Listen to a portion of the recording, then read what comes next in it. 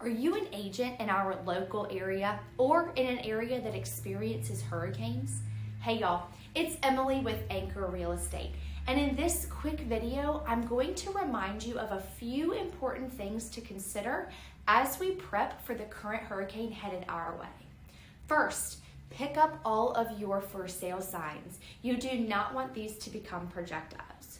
2, insurance companies will stop binding policies in the event of a named storm. Make sure that your under contract clients have been in contact with their insurance agents. 3, know that lenders can and may require additional inspections on your under contract houses before closing can occur to make sure that there is no damage done during the storm. 4, if the area is impacted, closings will be delayed. Help your clients understand. Be patient and kind as everybody works through what is typically a chaotic few weeks.